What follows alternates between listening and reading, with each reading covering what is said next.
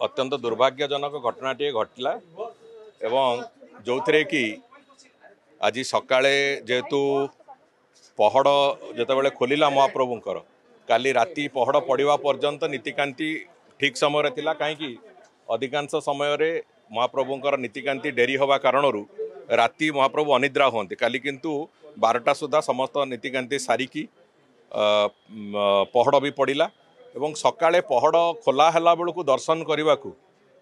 भक्त मानक भितर जो थिला उत्कंठा से दृष्टि अनेक लोक सेठी तले पारिकी बसी एवं पछपटू जितेबाला भक्त माने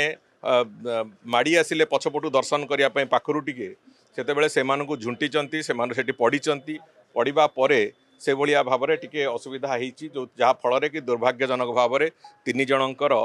से देहांत होईची बाकी आउ जो माने आहत होईचंती सेमानकर आहत सामान्य अच्छी से सुस्थता भितर अच्छी जो 6-7 जन एवं डाक्तखाना चिकित्सित होती आमे से बाबद सकाळे माननीय मुख्यमंत्री को अवगत कराइबा परे माननीय मुख्यमंत्री भी विभिन्न स्तरर आलोचना विभिन्न कौन निष्पत्ति नियाजिबो से बाबद कर सारी एवं खूब शीघ्र गोटे कथा तो माननीय मुख्यमंत्री भी तांकर सोशल मीडिया जरिया जनईचंती जे ए जो घटनाटी घटी से जो माने भी दोषी बोली जना पड़िबो किंबा प्राइमा फेसी जहाँ आसीबो से जो माने अवहेला करिसंती बोली जना पड़िबो तांको भितर कठोर कठोर कार्यानुष्ठान नियाजिबो एक कथा माननीय मुख्यमंत्री जनई सारिचंती एवं खूब कम समय भितर परवर्ती पदक्षेप कौन हम सरकार से बाबद भी माननीय मुख्यमंत्री स्पष्टता तार देवे एवं से बाबद निष्पत्ति प्रायत सरी चूड़ांत निष्पत्ति माननीय मुख्यमंत्री ही जन जिते घटना घटी से बाबद तुरंत आम डीजी पुलिस को कहवा पर डीजी पुलिस भी जाइकी से बाबद जहाँ तर्जमा से कर सारी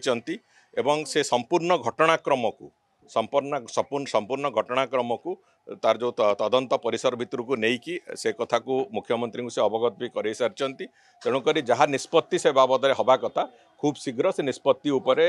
मंत्री स्तरीय कमिटर कहीं थांती ना सेठी से काम होची पुलिस प्रशासन से बाबद पुलिस प्रशासन जहाँ करवा कथा से माने कहते करिचु बोली किंतु अवहेला होईची बोली से कथा जहाँ जेहेतु घटनाटी घटिला तार अर्थ होची कौन ना कौन जगह अवहेला होईची जहाँ फल माननीय मुख्यमंत्री भी आज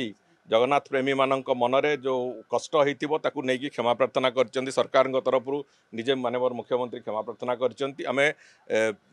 घटना संपूर्ण एक एक्सीडेंटाली होईची एवं से गोटे कथा तो स्पष्ट एथिरे अवहेलार कारण जी भी होता कठोर कठोर दंड नि निष्पत्ति नि एवं से बाबद कौन परवर्ती पदक्षेप हम ताकू माननीय मुख्यमंत्री तरफ खूब शीघ्र घोषणा कर